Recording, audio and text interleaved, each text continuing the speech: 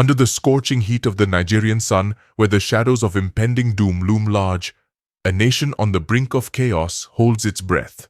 3 lives, each unique yet intricately connected, tell a story of love, loss, and survival amidst the fires of the Nigerian Civil War. Chimamanda Ngozi Adichie's Half of a Yellow Sun isn't just a novel. It's an epic reflection of history, an emotionally charged narrative that seizes the reader's heart and refuses to let go. Ugwu, a young boy from a rural village, is thrust into a world vastly different from his own when he becomes a houseboy for Odenigbo, a university professor in Nsukka. Through Ugwu's innocent yet perceptive eyes, we are introduced to a Nigeria on the verge of profound change. The university, once a place of learning and debate, becomes a hotbed of revolutionary ideas, a microcosm of the larger struggle that would soon engulf the nation. As Ugwu adjusts to his new surroundings, he becomes a silent witness to the intellectual fervor and political tension that characterized the lives of Odenigbo and his friends, each conversation a foreshadowing of the looming war. Olana, the daughter of a wealthy Nigerian businessman, is a woman of grace and intellect.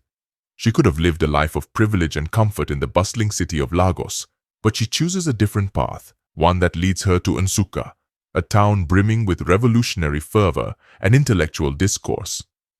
Olana's journey is one of self-discovery and sacrifice. She is drawn to Odenigbo's idealism and the promise of a new Nigeria, but her path is fraught with challenges. As the political climate heats up, so does the turmoil in her personal life, testing her loyalties, her beliefs, and her love. Olana's story is a testament to the strength and resilience of women in times of war, as she navigates through the complexities of identity, love, and betrayal in a country on the brink of destruction. Richard Churchill, an Englishman who has come to Nigeria in search of inspiration for his writing, finds much more than he expected. His initial fascination with the country's art and culture deepens into a profound connection with its people, especially with Kanin, Olana's enigmatic twin sister. Richard's love for Kanin transcends cultural barriers and plunges him into the heart of the Biafran conflict. As the war escalates, Richard struggles with his identity as both an outsider and an insider, torn between his loyalty to the Biafran cause and his inherent detachment as a foreigner. Through Richard's eyes, we experience the war's devastating impact on both the physical and emotional landscapes of Nigeria. His typewriter becomes his weapon, as he documents the horrors of the war and the indomitable spirit of those fighting for survival. The war rips through Nigeria like a wildfire, leaving destruction in its wake. The idyllic life that once existed is shattered, replaced by scenes of unimaginable horror. Villages are burned to the ground, families torn apart, and children left to starve. Soldiers, both young and old, march to the front lines, many never to return. Through the eyes of Ugwu, Olana, and Richard, we witness the brutal reality of war, the fear, the hunger, the loss, but also the resilience, the hope, and the undying will to survive. Adichie's vivid portrayal of the Nigerian Civil War, or the Biafran War, as it is more commonly known, is a stark reminder of the human cost of conflict.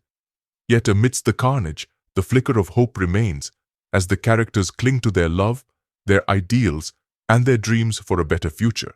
The title, Half of a Yellow Sun, is a powerful symbol of the Biafran dream, a dream that burned brightly but was ultimately extinguished before it could fully rise.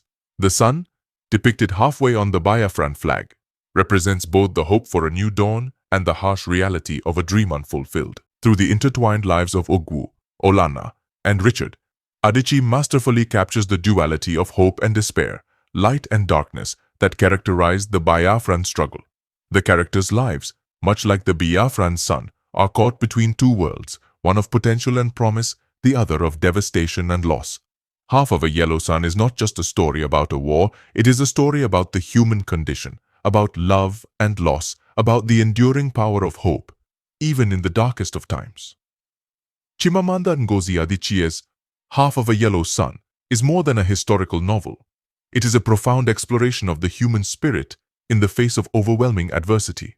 Through the lives of Ugwu, Olana, and Richard, we are reminded that history is not just about nations and wars, but about people, their dreams, their love, their pain, and their resilience. Adichie's story is a testament to the power of literature to illuminate the past, to give voice to the voiceless, and to remind us of the enduring power of hope. As the sun sets on their story, we are left with a sense of both loss and possibility. A reminder, as the sun sets on the horizon, it takes with it the remnants of a dream, half fulfilled, half lost. Half of a yellow sun leaves us with a poignant reminder that history is written not just in textbooks, but in the hearts and minds of those who lived it. The characters of Ugwu, Olana, and Richard are more than just witnesses to history. They are its embodiment, each carrying within them the scars and the hopes of a nation. Their stories are a call to remember, to reflect, and to recognize the strength of the human spirit in the face of unimaginable adversity. The Biafran War may have ended, but its echoes continue to resonate through time, reminding us of the fragility of peace and the resilience of hope.